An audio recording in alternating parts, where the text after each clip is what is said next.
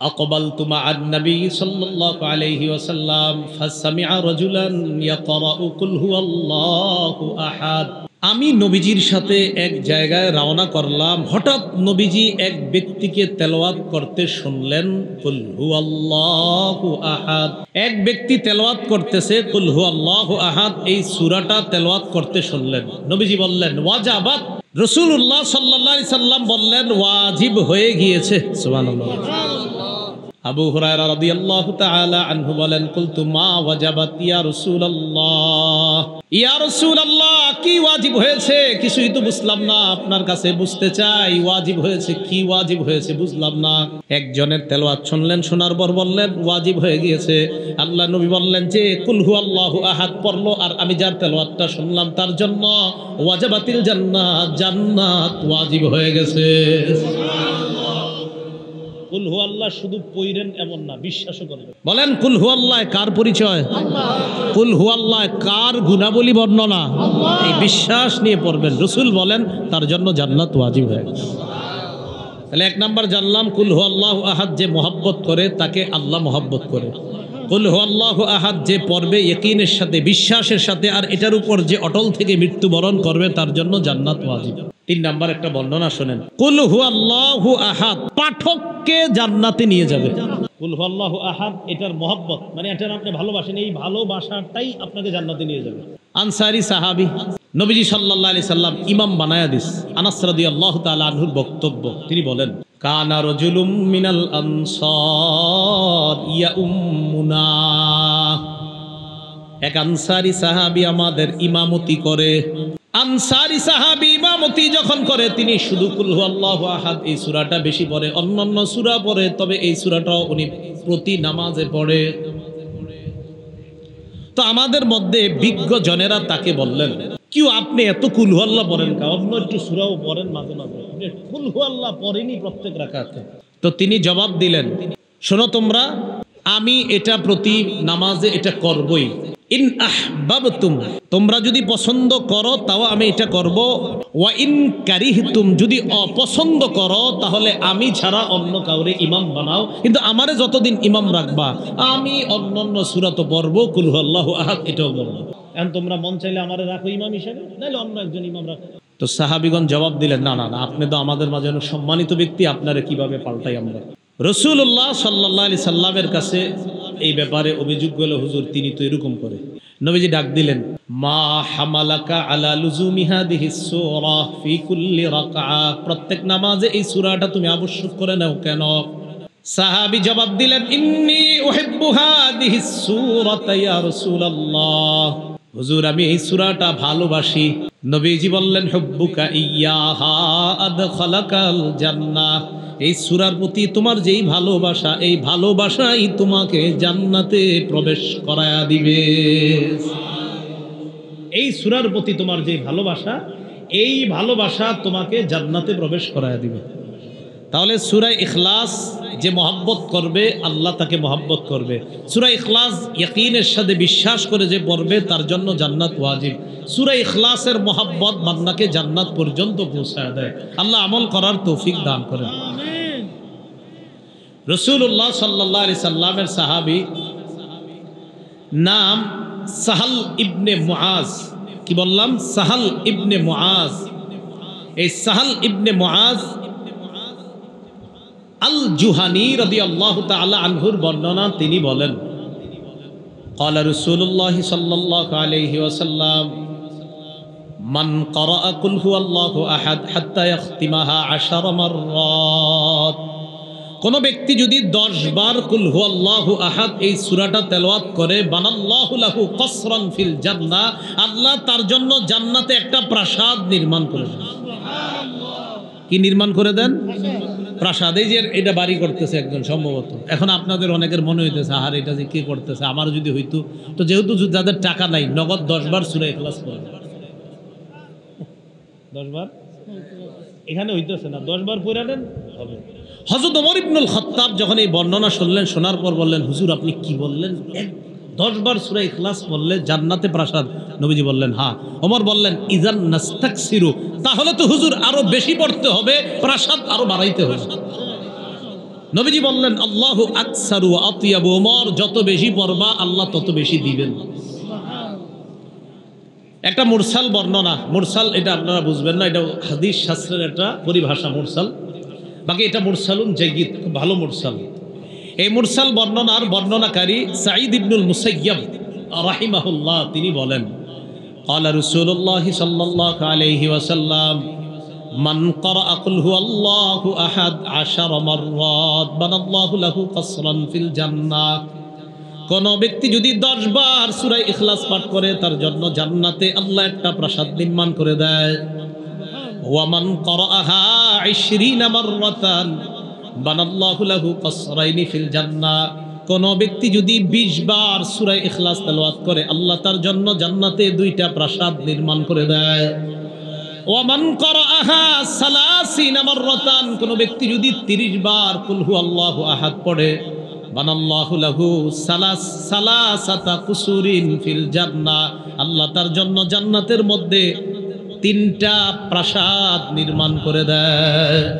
তাহলে 10 বারে একটা প্রাসাদ, 20 বারে 2টা প্রাসাদ, আর 30 বার যদি কেউ পড়ে তার জন্য আল্লাহ জান্নাতে 3টি প্রাসাদ নির্মাণ করে দেয়। এই জন্য সূরা ইখলাস এটা আমরা পাঠ করব, আল্লাহ তৌফিক দান করেন। সূরাতুল ইখলাস এই সূরাটা নারী পুরুষ ছোট বড় কম বেশি প্রায় সকলের মুখস্থ। 3টি অংশে এই সূরা সম্পর্কে আমরা আলোচনা শুনব। প্রথম, এই সূরাটা আল্লাহ কেন নাজিল করলেন। দ্বিতীয় আলোচনা, এই সূরার সরল অনুবাদ এবং অনুবাদের সাথে প্রাসঙ্গিক কিছু আলোচনা। তৃতীয় আলোচনা, এই সূরা পাঠ করার ফজিলত। আল্লাহ ধৈর্যের সাথে কথাগুলা শুনে আমল করার তৌফিক দান করেন, আমিন। এই সূরা আল্লাহ কেন নাজিল করলেন। তাফসীরের কিতাবে অনেকগুলো বর্ণনা পাওয়া যায়। প্রথম বর্ণনাটি আমরা আব্দুল্লাহ ইবনে আব্বাস রাদিয়াল্লাহু তাআলা আনহুমার বর্ণনা থেকে জানব। তিনি বলেন, আন্নাল ইয়াহুদা জাআতিন নবিয়্য সাল্লাল্লাহু আলাইহি ওয়াসাল্লাম মিনহুম কাব ইবনুল আশরাফ ওয়া হুয়াই ইবনু আখতাব فقالوا للنبي صلى الله عليه وسلم صف لنا ربك الذي بعثك। একদল ইহুদি রাসূলুল্লাহ সাল্লাল্লাহু আলাইহি ওয়াসাল্লামের কাছে আসলো। ইহুদিদের মাঝে কাব ইবনে আশরাফ এবং হুয়াই ইবনে আখতাব এই দুইজন বিখ্যাত ইহুদিও ছিল। কাব ইবনে আশরাফ ওই ব্যক্তি যে ব্যক্তি রাসূল সাল্লাল্লাহু আলাইহি সাল্লামকে প্রচুর পরিমাণ গালমন্দ করত। তো এই কাব ইবনে আশরাফ এবং হুয়াই ইবনে আখতাব এই দুইজন যারা তাদের স্ব গোত্রের মানুষদের কাছে বিখ্যাত ব্যক্তি হিসাবে পরিচিত ছিল। তো ইহুদিরা যারা রাসূলের কাছে আসছে তাদের মাঝে এই দুইজন উল্লেখযোগ্য ব্যক্তি ছিল। فقالوا للنبي صلى الله عليه وسلم صف لنا ربك الذي بعثك। তারা রাসূলুল্লাহ সাল্লাল্লাহু আলাইহি সাল্লামকে বলল, যেই রব তোমাকে প্রেরণ করেছেন পাঠিয়েছেন, যেই রব তোমাকে প্রেরণ করেছেন পাঠিয়েছেন ওই রবের গুণাবলী আমাদের কাছে তুমি বর্ণনা করো। ফাআনজালাল্লাহু তাআলা কুল হুয়াল্লাহু আহাদ।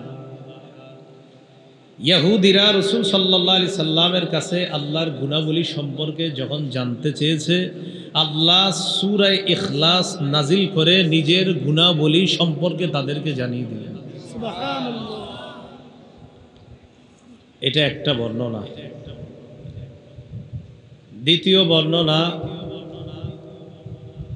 উবাই ইবনে কাব রাদিয়াল্লাহু তাআলা আনহুর বর্ণনা। সাহাবীদের মাঝে যিনি বিখ্যাত কারি হিসাবে প্রসিদ্ধ ছিলেন, এই উবাই ইবনে কাব রাদিয়াল্লাহু তাআলা আনহু তিনি বলেন, আন্নাল মুশরিকিনা ক্বালু লিন-নবী সাল্লাল্লাহু আলাইহি ওয়াসাল্লাম উনসুব লানা রাব্বাকা। মুশরিকরা রাসূলুল্লাহ সাল্লাল্লাহু আলাইহি সাল্লামকে বলল, তুমি তোমার রবের বংশ পরিচয় আমাদেরকে দাও, তোমার রবের নসবনামা আমাদের কাছে পেশ করো। ফানজালাল্লাহু তাআলা কুল হুয়াল্লাহু আহাদ। আল্লাহ পাক রব্বুল আলামিনের পরিচয় জানতে চাইলো মুশরিকরা, আল্লাহ সূরা ইখলাস নাজিল করে নিজের পরিচয় দিয়ে দিলেন। সুবহানাল্লাহ। তৃতীয় বর্ণনা জাবের রাদিয়াল্লাহু তাআলা আনহুর বর্ণনা। عن جابر بن عبد الله رضي الله تعالى عنهما أن أعرابيا جاء إلى النبي صلى الله عليه وسلم فقال انسب لنا ربك يا محمد। জাবির ইবনে আব্দুল্লাহ রাদিয়াল্লাহু তাআলা আনহুর বর্ণনা, এক গ্রাম্য ব্যক্তি আল্লাহ রাসূলের কাছে এসে বলে, মুহাম্মদ, তুমি তোমার রবের বংশ পরিচয় দাও, তোমার রবের নসবনামা দাও। ফাআনজালাল্লাহু তাআলা কুল হুয়াল্লাহু আহাদ। আল্লাহ সূরা ইখলাস নাজিল করে নিজের পরিচয় দিয়ে দিলেন। সুবহানাল্লাহ। চতুর্থ বর্ণনা আব্দুল্লাহ ইবনে মাসউদ রাদিয়াল্লাহু তাআলা আনহুর বর্ণনা, তিনি বলেন, ক্বালাত কুরাইশুন লিন-নবী সাল্লাল্লাহু আলাইহি ওয়াসাল্লাম। কুরাইশরা রাসূলুল্লাহ সাল্লাল্লাহু আলাইহি সাল্লামকে বললেন, উনসুব লানা রাব্বাক। মুহাম্মদ, তুমি তোমার রবের বংশ পরিচয় দাও, তোমার রবের নসবনামা আমাদের কাছে পেশ করো। ফানজালাল্লাহু তাআলা কুল হুয়াল্লাহু আহাদ। আল্লাহ সূরা ইখলাস নাজিল করে কুরাইশদেরকেও নিজের পরিচয় জানায় দিলেন। সুবহানাল্লাহ। ইহুদিরাও জানতে চাইল গুণাবলী, গ্রাম্য ব্যক্তি জানতে চাইল রবের বংশ পরিচয়, মুশরিকরা জানতে চাইল রবের বংশ পরিচয়, কুরাইশরা জানতে চাইল রবের বংশ পরিচয়। তাদের সকলের বক্তব্যের জবাবে আল্লাহ পাক রব্বুল আলামিন সূরাতুল ইখলাস নাজিল করে নিজের গুণাবলী এবং নিজের পরিচয়ের সংক্ষিপ্ত সূরার মধ্যে ব্যাপকভাবে আল্লাহ জবাবটা দিয়ে দিয়েছেন। সুবহানাল্লাহ। সূরাটা সংক্ষিপ্ত, গবেষণা করলে ব্যাপক। রাসূলুল্লাহ সাল্লাল্লাহু আলাইহি সাল্লাম বলেন, লিকুল্লি শাইইন নিসবাহ। প্রত্যেকটা জিনিসের একটা নিসবত থাকে, প্রত্যেকটা জিনিসের একটা নিসবত থাকে, সম্পর্ক। ওয়া নিসবাতুল্লাহ কুল হুয়াল্লাহু আহাদ। আল্লাহর নিসবত হলো কুল হুয়াল্লাহু আহাদ তথা সূরা ইখলাসটাই হলো আল্লাহর নিসবত। সব জিনিসের একটা নিসবত থাকে, আল্লাহর নিসবত হলো কুল হুয়াল্লাহু আহাদ। তাহলে এই সূরাটার গুরুত্ব অনেক বেশি। আল্লাহ আমাদের সকলকে আমাদের রবের পরিচয় কেউ জানতে চাইলে আমরা সংক্ষিপ্তভাবে এই সূরাটা পাঠ করে দিয়েই বলবো এটাই আমাদের রবের পরিচয়। দ্বিতীয় আলোচনা, এই সূরার অনুবাদ শুনবো আমরা এখন, সংক্ষিপ্ত অনুবাদ।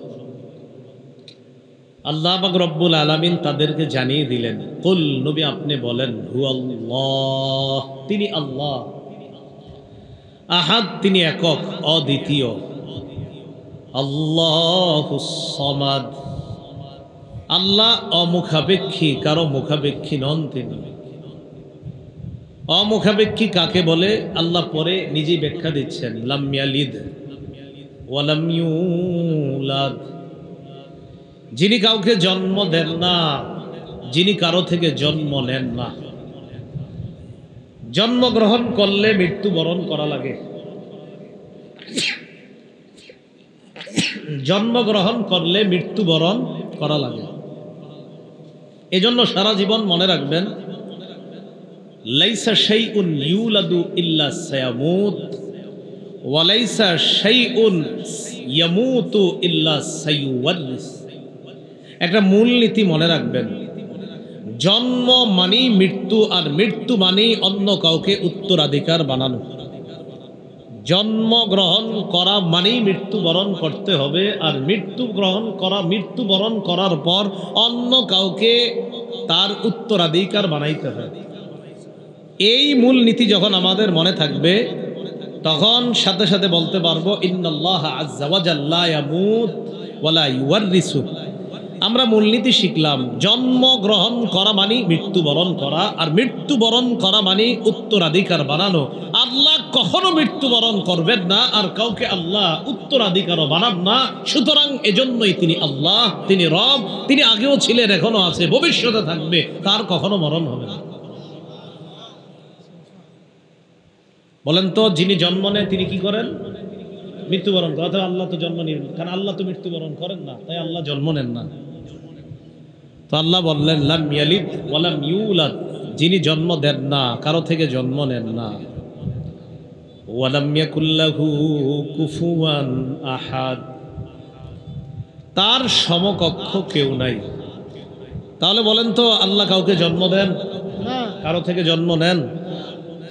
কিন্তু মক্কার বেঈমানরা, কাফেররা, মুশরিকরা, আরো অন্যান্য অনেকে, তারা এই ভয়ঙ্কর কথা বলছে যে আল্লাহ পাক রব্বুল আলামিনের সন্তান আছে। সূরা মারইয়ামের ৮৮ নম্বর আয়াত থেকে ৯৫ নম্বর আয়াতে আল্লাহ বলেন ওয়া ক্বালু ইত্তাখাযার রহমানু ওয়ালাদা, তারা বলে দয়াময় আল্লাহ সন্তান গ্রহণ করেছে। বলেন নাউযুবিল্লাহ। তো আল্লাহ বলেন লাকাদ জিতুম শাইআন ইদ্দা, তোমরা ভয়ঙ্কর একটা বিষয়ের অবতারণা করেছো। বলেন তো, কেউ যদি বলে আল্লাহর সন্তান আছে, এটা কি স্বাভাবিক বিষয় না ভয়ঙ্কর বিষয়? আল্লাহ বলে এটা কতটা ভয়ঙ্কর বিষয় জানো? তাকাদুস সামাওয়াতু ইয়াতাফাত্তারনা মিনহু ওয়া তানশাক্কুল আরদু ওয়া তাখিরুল জিবালু হাদ্দা। কেউ যখন বলবে যে আল্লাহর সন্তান আছে, তখন আসমান তার এই কথা শুই না ফেটে যাওয়ার উপক্রম হয়, জমিন বিদীর্ণ হওয়ার উপক্রম হয়, পাহাড়গুলা টুকরা টুকরা হওয়ার উপক্রম হয় ওই বান্দার এই কথা শুই না যে ছি ছি, এটা কেমন কথা বলে রবের ব্যাপারে। আসমান ফেটে যাইতে চায়, জমিন বিদীর্ণ হয়ে যেতে চায়, পাহাড়গুলা টুকরা টুকরা হয়ে যেতে চায়। কেন? কেউ যদি বলে আল্লাহর ছেলে আছে। তো আল্লাহ বলেন আনদাউলির রহমানি ওয়ালাদা, এটা এই কারণে তারা দাবি করে দয়াময় আল্লাহর সন্তান আছে, এই দাবি তারা করে। বলি নাউযুবিল্লাহ। ওয়া মা ইয়ামবাগি লির রহমানি আন ইয়াত্তাখিযা ওয়ালাদা, দয়াময় আল্লাহর জন্য এটা শোভা পায় না, আল্লাহ কোনো ছেলে গ্রহণ করবে, এটা আল্লাহর জন্য শোভা পায় না। ইন কুল্লু মান ফিস সামাওয়াতি ওয়াল আরদি ইল্লা আতির রহমানি আবদা, আসমান এবং জমিনের মাঝে যা আছে সবাই বান্দা হয়ে, গোলাম হয়ে, নত হয়ে আল্লাহর কাছে আসতে হবে। লাকাদ আহসাহুম ওয়া আদ্দাহুম আদ্দা, সব আল্লাহ গণনা করে রেখেছেন সঠিকভাবে, পুঙ্খানুপুঙ্খানুভাবে সব হিসাব আল্লাহ করে রেখেছেন। ওয়া কুল্লুহুম আতিহি ইয়াউমাল কিয়ামাতি ফারদা, কিয়ামতের ময়দানে সবাই একা একা আল্লাহর কাছে উপস্থিত হতে হবে। যে মানুষগুলা বলে আল্লাহ ছেলে গ্রহণ করেছেন, এদেরকে জানা দাও তাদের এই কথা শুই না আসমান ফেটে যেতে চায়, জমিন বিদীর্ণ হয়ে যেতে চায়, পাহাড়গুলা টুকরা টুকরা হয়ে যেতে চায়। আরো জানা দাও সবাই আমার কাছে গোলাম হয়ে আসতে হবে, বান্দা হয়ে আসতে হবে, কিয়ামতের ময়দানে একা একা আমার কাছে আসতে হবে। সেদিন আমি আল্লাহ যদি প্রশ্ন করে বসি, এই তুমি বলছো আমার ছেলে আছে, এটা কেন বললো? এবার আল্লাহ দেখেন কি বলে, সূরা আনামের 101 নম্বর আয়াত, আন্না ইয়াকুনু লাহু ওয়ালাদু ওয়া লাম তাকুল লাহু সাহিবা। আল্লাহ বলে, আর এই কথা তারা কিভাবে বলে? কিভাবে আল্লাহ কোনো সন্তান হবে? আল্লাহ তো কোনো স্ত্রী গ্রহণ করেননি, কোনো স্ত্রী গ্রহণ করেননি। সন্তান হইতে হলে তো স্ত্রী লাগবে। আল্লাহ বলে আদনা ইয়াকুলু লাহু ওয়ালাদ, আল্লাহর সন্তান হবে কিভাবে? ওয়ালাম তাকুল লাহু সাহিবা, আর আল্লাহর তো বিবি নাই, তো সন্তান আসবে কিভাবে? তোমরা এই কথা কিভাবে বলো? তো আল্লাহ বলেন লাম ইয়ালিদ ওয়ালাম ইউলাদ, তিনি জন্ম দেন না, কারো থেকে তিনি জন্ম নেন না। তাহলে এটা হলো আল্লাহর ব্যাপারে আমাদের বিশ্বাস। বলেন আল্লাহ তিনি এক, অদ্বিতীয়। আল্লাহ এক, অদ্বিতীয়। বলেন নবী, আপনি বলেন যে নবী আপনি বলেন তিনি আল্লাহ, তিনি একক, তিনি অদ্বিতীয়। আল্লাহুস সামাদ, আল্লাহ অমুখাপেক্ষী, আল্লাহ কারো মুখাপেক্ষী নন। লাম ইয়ালিদ, তিনি কাউকে জন্ম দেন না। ওয়ালাম ইউলাদ, তিনি কারো থেকে জন্ম নেন না। এতটুকু মনে থাকবে। এই সহজ অনুবাদগুলো তো একটু মুখস্থ রাখা দরকার, তো সহজ। ওয়ালাম ইয়াকুল লাহু কুফুয়ান আহাদ, আল্লাহর সমকক্ষ নাই। আল্লাহর কি নাই? কোনো সমকক্ষ নাই। এগুলো সরল অনুবাদ। এই সূরা যারা পাঠ করবে, পাঠ করার ফজিলত 1 নাম্বার, এই সূরাটা এমন এক সূরা, এই সূরাকে যদি কেউ মহব্বত করে আল্লাহ তাকে মহব্বত করবে। আম্মা জান আয়েশা সিদ্দিকা রাদিয়াল্লাহু তাআলা আনহার বর্ণনা, তিনি বলেন আন্না রাসূলুল্লাহ সাল্লাল্লাহু আলাইহি ওয়াসাল্লাম বাআসা রাজুলান আলা সারিয়া, রাসূলুল্লাহ সাল্লাল্লাহু আলাইহি সাল্লাম এক ব্যক্তিকে নেতা বানিয়ে, আমির বানিয়ে এক যুদ্ধের ময়দানে পাঠাইলেন। ওয়া কানা ইয়াকরাউ লিআসহাবিহি ফি সালাতিহিম ফায়াখতিমু বিকুল হুয়াল্লাহু আহাদ, যাদের আমির বানাইলেন তাদেরকে নিয়ে তিনি যখন নামাজ আদায় করেন, নামাজের মধ্যে, প্রতি নামাজের মধ্যে তিনি কুল হুয়াল্লাহু আহাদ এই সূরাটা পড়েন। যত নামাজ পড়ে সব নামাজের মধ্যে এই সূরাটা আছে, কুল হুয়াল্লাহু আহাদ, এটা পড়বেই। ফালাম্মা রাজাউ যাকারু যালিকা লিন-নবী সাল্লাল্লাহু আলাইহি ওয়াসাল্লাম, সাহাবীগণ যখন ফিরে আসলেন আল্লাহর রাসূলের কাছে, অভিযোগ করলেন, ইয়া রাসূলুল্লাহ, যাকে আমাদের আমির বানাইলেন এই ব্যক্তি যতবার নামাজ পড়ায় ততবার প্রতিটা নামাজের মধ্যে অন্যান্য সূরার পাশাপাশি কুল হুয়াল্লাহু আহাদ এই সূরাটা তিনি পড়েন। তো রাসূলুল্লাহ সাল্লাল্লাহু আলাইহি সাল্লাম এই কথা শুনে বললেন, সালুহ, তাকে তোমরা জিজ্ঞাসা করো, লিআইয়ি শাইইন কানা ইয়াসনাউ যালিক, এই কাজ সে কেন করে একটু তাকে জিজ্ঞাসা করো। ফাসালু, জনগণ তাকে প্রশ্ন করলো, তুমি কুল হুয়াল্লাহু আহাদ এই সূরা কেন বেশি পড়ো? তিনি জবাব দিলেন, লিআন্নাহা সিফাতুর রহমান, এই সূরা এমন এক সূরা, এই সূরার মধ্যে আমার রবের পরিচয়, ইন্নী উহিব্বু আন আকরাআহা, আমার রবের পরিচয়টা আমার বারবার পড়তে ভালো লাগে। এটাতে আমার রবের গুণাবলী আছে, আমার বারবার এটা পড়তে খুব ভালো লাগে যে আমার রব বলছে, বলো তিনি আল্লাহ, তিনি একক, তিনি অদ্বিতীয়, তিনি অমুখাপেক্ষী, তিনি কাউকে জন্ম দেন না, কারো থেকে জন্ম নেন না, তার সমকক্ষ কেউ নাই। আমার বারবার বলতে পড়তে খুব ভালো লাগে। তো সাহাবীগণ গেছে, নবীজি সাল্লাল্লাহু আলাইহি সাল্লামকে বললেন, তিনি এই কারণে এই সূরাটা পাঠ করে। فقال رسول الله صلى الله عليه وسلم, রাসূলুল্লাহ সাল্লাল্লাহু আলাইহি সাল্লাম বললেন, আখবিরুহু আন্নাল্লাহা ইউহিব্বুহু, তাকে জানিয়ে দাও সে যেহেতু কুল হুয়াল্লাহু আহাদ এই সূরাটা পছন্দ করে, সূরার মধ্যে তার রবের গুণাবলী তাই এটা পছন্দ করে, তাকে জানা দাও যেমনি ভাবে রবের গুণাবলী তার পছন্দ, তার ভালো লাগে, সে ভালোবাসে, তেমনি ভাবে আল্লাহও তাকে ভালোবাসে। আল্লাহ তাকে মহব্বত করেন, আল্লাহ তাকে ভালোবাসে, তাকে জানায় দেন। তো কুল হুয়াল্লাহু আহাদ এই সূরা যে ভালোবাসবে তাকে কে ভালোবাসেন? আল্লাহ। তাহলে এই সূরার ভালোবাসা আমাদের মধ্যে থাকার দরকার। আল্লাহ আমাদের সকলকে সূরা ইখলাসকে মহব্বত করার তৌফিক দান করেন। সূরা ইখলাস যখন আমরা পড়ব তখন একটা হাদিস, যদি পারি আর কি হাদিসের অনুবাদটা মাথায় রাখবো। সহিহ বুখারীর বর্ণনা 4482 নম্বর হাদিস। এই হাদিসের বর্ণনাকারী আব্দুল্লাহ ইবনে আব্বাস রাদিয়াল্লাহু তাআলা আনহুমা তিনি বলেন, আন্না রাসূলুল্লাহ সাল্লাল্লাহু আলাইহি ওয়াসাল্লাম قال, রাসূলুল্লাহ সাল্লাল্লাহু আলাইহি সাল্লাম বলেন, قال الله عز وجل, আল্লাহ পাক বলেছেন, নবীজি বলেন আল্লাহ পাক বলেছেন, এটাকে হাদিসে কুদসি বলে।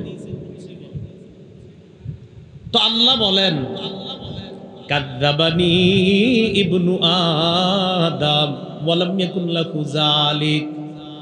আল্লাহ বলে যে আদম সন্তান আমার ব্যাপারে মিথ্যা কথা বলে, অথচ এটা তার জন্য বলা ঠিক না। আল্লাহ বলেন আদম সন্তান আমার ব্যাপারে মিথ্যা কথা বলে, এটা তার জন্য বলা ঠিক না। এরপরে কি কয় দেখেন, ওয়া শাতামানি ওয়া লাম ইয়াকুল লাহু যালিক। আদম সন্তান আমারে গালি দেয়, অথচ সে আমাকে গালি দেওয়াটা ঠিক না। বলেন নাউজুবিল্লাহ। আদম সন্তান আমার ব্যাপারে মিথ্যা কথা বলে, আদম সন্তান আমাকে গালি দেয়। তো আল্লাহ বলে আদম সন্তান আমার ব্যাপারে মিথ্যা বলে, মিথ্যা বলাটাও তার জন্য উচিত না, আমাকে গালি দেওয়াও তার জন্য উচিত না, অথচ সে আমার ব্যাপারে মিথ্যাও বলে, আমাকে সে গালিও দেয়।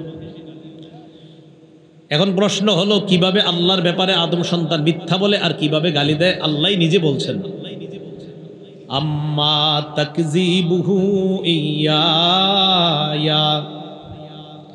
সে আমাকে গালি দেয় এই বলে, সে বলে আন্নী লা আকদিরু আলা আন আউদাহু কামা কান।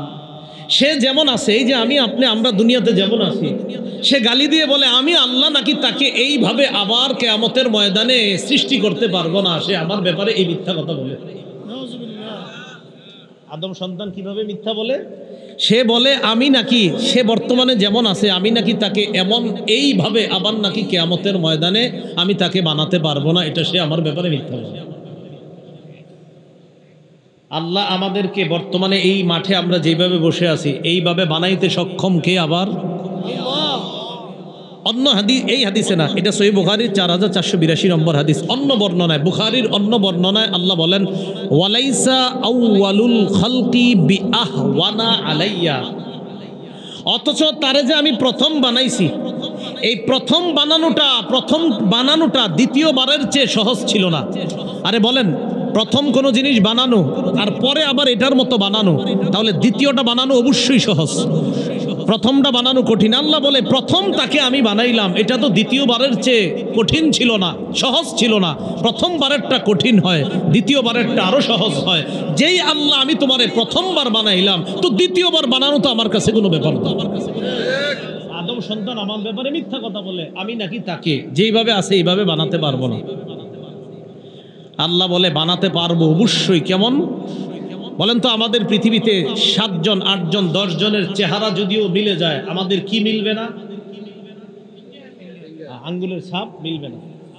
আল্লাহ পাক রব্বুল আলামিন বলেন, আয়াহসাবুল ইনসানু আল্লান নাজমা'a ইযামা বালা কাদিরিনা আলা আন নুসাউইয়া বানানা। মানুষ কি মনে করে আল্লাহ নাজমা ইযামা, আমি তার হাড় হাড্ডি এগুলো একত্রিত করতে পারবো না? এটা কি মানুষ মনে করে? আল্লাহ বলে বালা কাদিরিনা আলা আন নুসাউইয়া বানানা, আমি পারবো না মানে আমি তার আঙ্গুলগুলা, যে আঙ্গুল দুনিয়াতে ছিল ওইগুলা ওইভাবে আমি আল্লাহ আবার বানাইতে সক্ষম। সুবহানাল্লাহ। আঙ্গুলের কথা কেন বলছেন? আঙ্গুলের কথা আল্লাহ এই কারণে বলছে, দুনিয়ার গবেষক করে আল্লাহ গবেষণা করে, ও গবেষকরা তোমরা একটু গবেষণা করো। তোমরাই তো বলো আঙ্গুলের ছাপ পৃথিবীতে কারোটা কারোর সাথে মিলে না, আর এটা বাস্তবই, পৃথিবীতে আঙ্গুলের ছাপ এটা কারোটার সাথে কারোটা মিলে না। আল্লাহ বলে আঙ্গুলের ছাপ আব্দুর রহমানেরটা আব্দুর রহমানকে দিব, আরিফেরটা আরিফকে দিব, আব্দুর রহিমেরটা আব্দুর রহিমকে দিব। যেই আল্লাহ আমি আঙ্গুলটা অবিকল ওইটাই দিতে পারি, বাকিটা দেওয়া তো আমার জন্য কোনো ব্যাপার না। এটাই আল্লাহ বললেন, কাযযাবানি ইবনু আদম, আদম সন্তান আমার ব্যাপারে মিথ্যা কথা বলে। সে বলে আমি সক্ষম না, যাক তাকে সে বর্তমানে যেভাবে আছে এইভাবে নাকি তাকে বানাইতে আমি সক্ষম না, এটা সে আমার ব্যাপারে মিথ্যা কথা বলে। বলেন তো আমরা যেইভাবে আছি অবিকল এইভাবে বানাইতে একমাত্র যিনি সক্ষম তিনি কে? আল্লাহ। আর গালি কিভাবে দেয়? আল্লাহ বলে ওয়া আম্মা শাতামুহু ইয়া ফাকাউলুহু লি ওয়ালাদুন সুবহানি আন আত্তাখিযা সাহিবাতাও ওয়ালা ওয়ালাদা। সে আমাকে এইভাবে গালি দেয়, সে বলে আমার নাকি ছেলে আছে, সে বলে আমার নাকি সন্তান আছে। তাহলে বলেন তো কেউ যদি বলে আল্লাহর সন্তান আছে, এটা আল্লাহকে কি করা? গালি দেওয়া। আদম সন্তান আমারে গালি দেয় এইভাবে, সে বলে আমার নাকি সন্তান আছে, অথচ আমি আল্লাহ স্ত্রী এবং সন্তান গ্রহণ করা থেকে পুত পবিত্র। বলেন আমাদের রব সন্তান গ্রহণ করা আর স্ত্রী গ্রহণ করা থেকে কি? এটা আমাদের বিশ্বাস। বলেন এটা আমাদের বিশ্বাস। তাহলে আল্লাহ আমাদের সকলকে কথাগুলো বোঝার তৌফিক দান করেন। তাহলে বলেন তো আমরা যেইভাবে আসি এইভাবে আমাদেরকে অবিকল আমাদের আঙ্গুলের যে ছাপ আমরা দিই, এই ছাপ সহ ওই আঙ্গুল দিয়ে আমাদেরকে বানাতে পারেন একমাত্র আল্লাহ। আচ্ছা, যিনি জন্ম দেন না, যিনি কারো থেকে জন্ম নেন না, তিনি কে? যার সমকক্ষ কেউ নেই, তিনি কে? মূলনীতিটা বলেন তো, যিনি জন্মগ্রহণ করেন তিনি মৃত্যুবরণ করেন, যিনি মৃত্যুবরণ করেন তিনি উত্তরাধিকার সাব্যস্ত করেন। তো সুতরাং যিনি মৃত্যুবরণ করেন না তিনি জন্ম নেন না। বলেন তো কে মৃত্যুবরণ করে না, করবে না? রাসূলুল্লাহ সাল্লাল্লাহু আলাইহি সাল্লামের সাহাবী আবু হুরায়রা রাদিয়াল্লাহু তাআলা আনহুর বর্ণনা, রাসূলুল্লাহ সাল্লাল্লাহু আলাইহি সাল্লামের সাথে এক জায়গায় তিনি রওনা করলেন। আবু হুরায়রা বলেন, আকবালতু মা'আন নবী সাল্লাল্লাহু আলাইহি ওয়াসাল্লাম ফাসামি'a রাজুলান ইয়াকরাউ কুল হুয়াল্লাহু আহাদ। আমি নবীজির সাথে এক জায়গায় রওনা করলাম, হঠাৎ নবীজি এক ব্যক্তিকে তেলাওয়াত করতে শুনলেন কুল হুয়াল্লাহু আহাদ। এক ব্যক্তি তেলাওয়াত করতেছে কুল হুয়াল্লাহু আহাদ, এই সূরাটা তেলাওয়াত করতে শুনলেন। নবীজি বললেন ওয়াজাবাত। রাসূলুল্লাহ সাল্লাল্লাহু আলাইহি সাল্লাম বললেন ওয়াজিব হয়ে গিয়েছে। সুবহানাল্লাহ।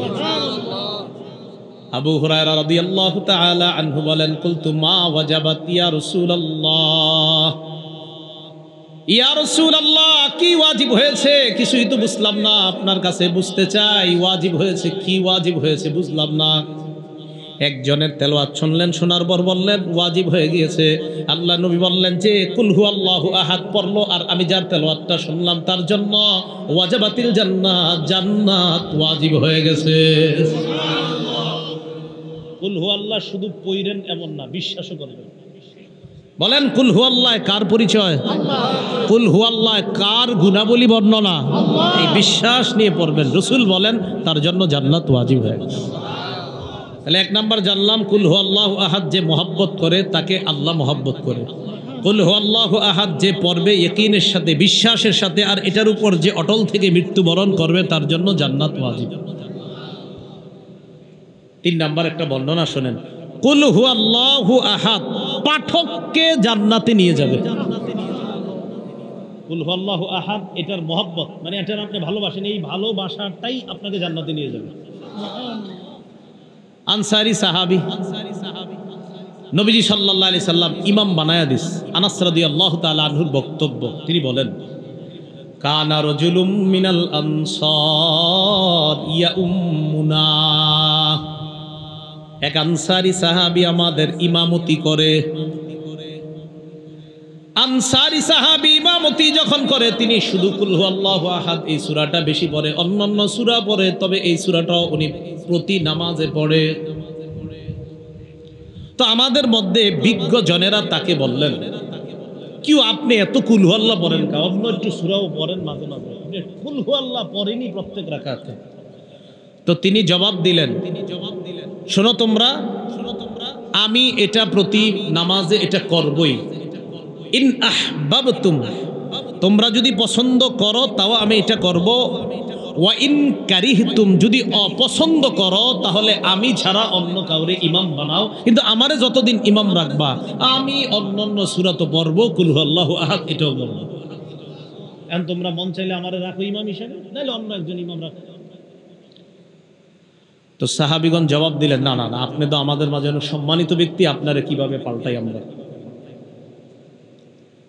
রাসূলুল্লাহ সাল্লাল্লাহু আলাইহি সাল্লামের কাছে এই ব্যাপারে অভিযোগ গেল, হুজুর তিনি তো এরকম করে। নবীজি ডাক দিলেন, মা হামালাকা আলা লুজুমি হাদিহিস সূরা ফি কুল্লি রাকআ, প্রত্যেক নামাজে এই সূরাটা তুমি আবশ্যক করে নাও কেন? সাহাবী জবাব দিলেন, ইন্নী উহিব্বু হাদিহিস সূরাতা ইয়া রাসূলুল্লাহ, হুজুর আমি এই সূরাটা ভালোবাসি। সুবহানাল্লাহ। নবীজি বললেন, হুব্বুকা ইয়াহা আদখালাকাল জান্নাহ, এই সূরার প্রতি তোমার যেই ভালোবাসা, এই ভালোবাসাই তোমাকে জান্নাতে প্রবেশ করায়া দিবে। এই সূরার প্রতি তোমার যেই ভালোবাসা, এই ভালোবাসা তোমাকে জান্নাতে প্রবেশ করায়া দিবে। তাহলে সূরা ইখলাস যে মহব্বত করবে আল্লাহ তাকে মহব্বত করবে। সূরা ইখলাস ইয়াকিনের সাথে বিশ্বাস করে যে পড়বে তার জন্য জান্নাত ওয়াজিব। সূরা ইখলাসের মহব্বত বান্দাকে জান্নাত পর্যন্ত পৌঁছায় দেয়। আল্লাহ আমল করার তৌফিক দান করেন। আমিন।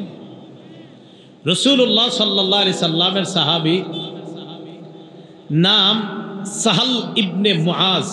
কি বললাম? সাহাল ইবনে মুআজ। এই সাহাল ইবনে মুআজ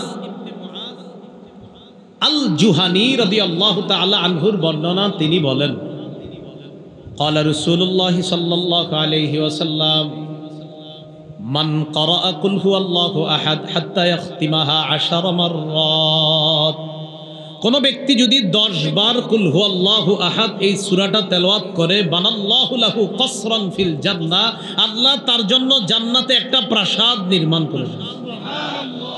কি নির্মাণ করে দেন? প্রাসাদ। এই যে এটা বাড়ি করতেছে একজন সম্ভবত, এখন আপনাদের অনেকের মনে হইতেছে আর এটা যে কি করতেছে, আমার যদি হইতো। তো যেহেতু যাদের টাকা নাই, নগদ 10 বার সূরা ইখলাস পড়ে, 10 বার এখানে হইতেছে না, 10 বার পড়ে নেন হবে। হযরত ওমর ইবনুল খাত্তাব যখন এই বর্ণনা শুনলেন, শোনার পর বললেন, হুজুর আপনি কি বললেন? 10 বার সূরা ইখলাস পড়লে জান্নাতে প্রাসাদ? নবীজি বললেন হ্যাঁ। ওমর বললেন, ইযান নাস্তাকসিরু, তাহলে তো হুজুর আরো বেশি পড়তে হবে, প্রাসাদ আরো বাড়াইতে হবে। নবীজি বললেন, আল্লাহু আকসারু ওয়া আতিয়াবু, ওমর যত বেশি পড়বা আল্লাহ তত বেশি দিবেন। একটা মুরসাল বর্ণনা, মুরসাল এটা আপনারা বুঝবেন না, এটা হাদিস শাস্ত্রের একটা পরিভাষা মুরসাল। বাকি এটা মুরসালুন জাইয়িদ, খুব ভালো মুরসাল। এই মুরসাল বর্ণনার বর্ণনাকারী সাঈদ ইবনুল মুসাইয়্যিব রাহিমাহুল্লাহ, তিনি বলেন, ক্বালা রাসূলুল্লাহ সাল্লাল্লাহু আলাইহি ওয়াসাল্লাম মান ক্বারাআ কুল হুয়াল্লাহু আহাদ 10 মাররাত বানাল্লাহু লাহু কসরান ফিল জান্নাহ, কোন ব্যক্তি যদি 10 বার সূরা ইখলাস পাঠ করে তার জন্য জান্নাতে আল্লাহ একটা প্রাসাদ নির্মাণ করে দেয়। ওয়া মান ক্বারাআহা 20 মাররাতান বানাল্লাহু লাহু কসরাইনি ফিল জান্নাহ, কোন ব্যক্তি যদি 20 বার সূরা ইখলাস তেলাওয়াত করে আল্লাহ তার জন্য জান্নাতে 2টা প্রাসাদ নির্মাণ করে দেয়। ওয়া মান ক্বারাআহা 30 মাররাতান, কোন ব্যক্তি যদি 30 বার কুল হুয়াল্লাহু আহাদ পড়ে, বানাল্লাহু লাহু সালাসাতা কুসুরিন ফিল জান্নাহ, আল্লাহ তার জন্য জান্নাতের মধ্যে 3টা প্রাসাদ নির্মাণ করে দেয়। তাহলে 10 বারে একটা প্রাসাদ, 20 বারে 2টা প্রাসাদ, আর 30 বার যদি কেউ পড়ে তার জন্য আল্লাহ জান্নাতে 3টি প্রাসাদ নির্মাণ করে দেয়। এই জন্য সূরা ইখলাস এটা আমরা পাঠ করব, আল্লাহ তৌফিক দান করেন। রাসূলুল্লাহ সাল্লাল্লাহু আলাইহি সাল্লাম সাহাবীদেরকে বললেন, আয়াজিজু আহাদুকুম আইয়াকরা সুলুসাল কুরআন ফি কুল্লি লাইলা, তোমাদের কেউ কি অক্ষম প্রতি রাতে কোরআনের 1/3 তোমরা তেলাওয়াত করে ঘুমাবা? এটা কি তোমাদের মধ্যে কেউ অক্ষম, অপারগ কেউ কি পারবে না এটা? সাহাবীরা বলতেছে, আইয়ুনা ইউতিকু যালিকা ইয়া রাসূলুল্লাহ, হুজুর এটা আবার কে পারবে? কোরআনের 1/3 তেলাওয়াত করা সবার জন্য তো সহজ না বিষয়টা হুজুর। নবীজি বললেন, কুল হুয়াল্লাহু আহাদ সুলুসুল কুরআন, রাতে একবার কুল হুয়াল্লাহু আহাদ পড়ে যদি ঘুমাও, কোরআনের 3 ভাগের 1 ভাগ তেলাওয়াত করে তুমি ঘুমাইলা মানে 3 ভাগের 1 ভাগ তেলাওয়াতের সওয়াব পেয়ে গেল। রাসূলুল্লাহ সাল্লাল্লাহু আলাইহি সাল্লামের সাহাবী আবু হুরায়রা রাদিয়াল্লাহু তাআলা আনহুর বর্ণনা, রাসূল সাল্লাল্লাহু আলাইহি সাল্লামের সাহাবী মুআজ ইবনে উবাইদুল্লাহর বর্ণনা, মুআজ ইবনে উবাইদুল্লাহ ইবনে খুবাইব তার বর্ণনা, তিনি বলেন ইনতাজারনা রাসূলুল্লাহ সাল্লাল্লাহু আলাইহি ওয়াসাল্লাম ইউসাল্লি বিনা, আমরা অপেক্ষা করতে লাগলাম রাসূল আসবে, আয়েশা আমাদেরকে নামাজ পড়াবেন। তো রাসূলুল্লাহ সাল্লাল্লাহু আলাইহি সাল্লাম আমাদের কাছে আসলেন, আসার পর আমাকে বললেন কুল, তুমি বলো। বলেন তো নবীজি সাহাবীকে কি বললেন? তুমি বলো। তুমি কেন আপনাদেরকে আমি বললাম, আপনারা বলেন, বলেন তো কি বলেন, মানে আপনারা দিদি বুঝছেন ঠিক না? তো নবীজি সাহাবীকে বলেন কুল, তুমি বলো। তো সাহাবী কয় ফাসাকাত, তো আমি চুপ রইলাম। যেমন আপনাদের মাঝে অনেকে চুপ ছিল, মানে বুঝে না আসলে কি কইতাছে, মানে আমরা বলবো মানে কি বলবো, ঠিক সাহাবীও বুঝতে পারেন নাই। নবীজি বলে তুমি বলো, সাহাবী কয় সাকাত, তো চুপ রইলাম। নবীজি আবার বললেন কুল, বলো। সাহাবী সাহস করে কয় আমি বললাম মা আকুল, হুজুর কি করব? তা আপনাদেরকে বললাম বলেন, আপনারা এখন বলেন কি বলবো বলেন। হ্যাঁ, সাহাবীকে বললেন তুমি বলো, সাহাবী বলে হুজুর কি বলবো? নবীজি বললেন কুল কুল হুয়াল্লাহু আহাদ, তুমি বলো কুল হুয়াল্লাহু আহাদ ওয়াল মুআউযিযাতাইন সালাসা, তুমি বলো কুল হুয়াল্লাহু আহাদ, কুল আউযু রাব্বিল ফালাক, কুল আউযু বিরাব্বিন নাস, প্রত্যেকটা 3 বার করে বলেন। প্রত্যেকটা কয়বার করে? তাকফিকা ফি কুল্লি ইয়াউমিন মাররাতাইন, ফজরের পরে একবার, মাগরিবের মানে ফজরের পরে 3 বার, প্রত্যেকটা 3 বার করে 9 বার, মাগরিবের পরে 3 বার করে 9 বার। নবীজি বলেন এই আমলটা যদি প্রতিদিন 2 বার করো, 2 বার মানে 2 বেলা, ফজরের পর 1 বেলা, মাগরিবের পর আরেক বেলা, ফজরের নামাজের পর 3 বার কুল হু আল্লাহ, 3 বার ফালাক, 3 বার নাস, মাগরিবের পর 3 বার কুল হু আল্লাহ, 3 বার ফালাক, 3 বার নাস। নবী বলেন তাকফিকা ফি কুল্লি ইয়াউম, এই 3টা সূরা তুমি যে পড়লা 3 বার করে, সারা দিন বিপদ আপদ থেকে বাঁচার জন্য যথেষ্ট হয়ে যাবে। বাচ্চারা তো পারে না, এদেরকে কি করবেন, স্কুলে মাদ্রাসায় পাঠানোর সময় আপনি নিজে পড়ে ফদিয়ে দিবেন, আর যারা পারে ওদেরকে মুখ দিয়ে বলাবেন এই বলো, 3 বার করে এটারে পড়াবেন, তারপর এটারে মাদ্রাসা স্কুলে পাঠাবেন। আল্লাহ আমল করার তৌফিক দান করেন। রাসূলুল্লাহ সাল্লাল্লাহু আলাইহি সাল্লামের সাহাবী আবু হুরায়রা রাদিয়াল্লাহু তাআলা আনহুর বর্ণনা, তিনি বলেন খরাজান নবী সাল্লাল্লাহু আলাইহি ওয়াসাল্লাম, আল্লাহ রসুল ঘর থেকে বের হলেন, বের হওয়ার পর বললেন উহশুদু, এই তোমরা কাছাকাছি এসে বসো। কি করো তোমরা? কাছাকাছি এসে বসো। মসজিদের মধ্যে অনেক সময় দেখবেন ইমানি কিনের কথা যখন বলে, যিনি বলে তিনি বলেন ভাই আমরা একটু আগায়া বসি, কাছে কাছে বসি, জমে জমে বসি, বলে না? তো নবীজি বললেন তোমরা একটু কাছে কাছে বসো, জমে জমে বসো। তার মানে এরা যারা বলে এটা মসজিদের মধ্যে, এটাও সুন্নাহ, এই বলাটা এটা কোনো হাদিস কোরআনের বিরোধী না। নবীজিও সাহাবীদেরকে মাঝে মাঝে গুরুত্বপূর্ণ আলোচনা করার জন্য বলতেন কাছে কাছে জমে জমে বসো। ফাহুশিদা মান হুশিদা, যারা আসার তারা নবীর কাছে আসলেন। আসার পর আল্লাহ নবী বললেন ফাইন্নী সাআকরাউ আলাইকুম সুলুসাল কুরআন, নবীজি বললেন কাছে কাছে বসো, আমি তোমাদেরকে আজকে কোরআনের 3 ভাগের 1 ভাগ পড়ে শোনাবো। কি শোনাবো? কোরআনের 3 ভাগের 1 ভাগ। 10 পারা পড়তে কতক্ষণ লাগবে? অনেক সময় লাগবে। আমি তোমাদেরকে 3 ভাগের 1 ভাগ পড়ে শোনাবো। সাহাবারা আল্লাহ নবীর কাছে যায়, যাওয়ার পর আল্লাহ নবীর সামনে বসলেন। বসার পর নবীজি পড়লেন কুল হুয়াল্লাহু আহাদ, নবীজি পড়লেন কুল হুয়াল্লাহু আহাদ, এই সূরাটা পড়লেন। পড়ার পর সুম্মা দাখলা, আবার ঘরে ঢুকে গেছে। তো সাহাবীরা একজন আরেকজনকে কয় কি ব্যাপার, নবীজি না বললেন আমাদের সামনে নাকি কোরআনের 3 ভাগের 1 ভাগ পড়বে, কই সামান্য 3টা কি পড়লেন সূরা, 3টা আয়াত পড়ে আবার চলে গেলেন কোথায়? নবীজি তো 3 ভাগের 1 ভাগ পড়ার কথা, পড়লো না তো।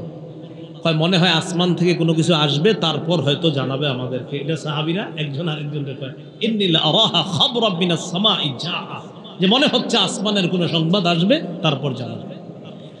সাহাবীরা একে অপরকে এই কথাগুলো বলতেছে। ইতিমধ্যে নবীজি বের হলেন, বের হওয়ার পর বললেন, আচ্ছা আমি কি বলছি তোমাদেরকে? আমি বলেছিলাম কোরআনের 3 ভাগের 1 ভাগ পড়ে শোনাবো, এই কথা আমি তোমাদেরকে বলেছিলাম। তো সাহাবীগণ তো মন দিয়ে শুনতেছে। নবীজি বলেন, আমি তোমাদের সামনে কুল হু আল্লাহ সূরাটা পড়েই তো ঘরে গিয়েছিলাম। এই যে কুল হু আল্লাহ আমি পড়েছিলাম, ইন্নাহা লা তা'দিলু সুলুসাল কোরআন, এই সূরাটাই কোরআনের 3 ভাগের 1 ভাগ। তো কুল হু আল্লাহু আহাদ একবার যদি কেউ তেলাওয়াত করে, আল্লাহ তাকে কোরআনের 3 ভাগের 1 ভাগ তেলাওয়াত করার সওয়াব দান করে। তো দুইবার যদি কেউ পড়ে, কোরআনের 3 ভাগের 2 ভাগ তেলাওয়াত করার সওয়াব দান করে। কেউ যদি 3 বার পড়ে, আল্লাহ তাকে কোরআনের 3 ভাগ মানে কোরআনের পুরা 3 ভাগ পড়ার সওয়াব আল্লাহ তার আমল নামায় লিপিবদ্ধ করে দেয়। এখন এই কুল হু আল্লাহু আহাদ এই সূরাটা আমরা নামাজের মধ্যে আমল করতে পারি। বিশেষ করে মাগরিবের 2 রাকাত সুন্নতে প্রথম রাকাতে কুল ইয়া আইয়ুহাল কাফিরুন এই সূরাটা, আর মাগরিবের নামাজের সুন্নতের 2য় রাকাতে কুল হু আল্লাহু আহাদ, ফজরের নামাজের সুন্নতের প্রথম রাকাতে কুল ইয়া আইয়ুহাল কাফিরুন, ফজরের সুন্নতের 2য় রাকাতে কুল হু আল্লাহু আহাদ। রাসূলুল্লাহ সাল্লাল্লাহু আলাইহি সাল্লাম মসজিদে গেলেন, যাওয়ার পর দেখলেন এক সাহাবী ফজরের নামাজের সুন্নত পড়তেছে, ফজরের নামাজের সুন্নত পড়তেছে। সুন্নতের প্রথম রাকাতে পড়তে লাগলেন কুল ইয়া আইয়ুহাল কাফিরুন, এই সূরাটা পড়তে লাগলেন প্রথম রাকাতে।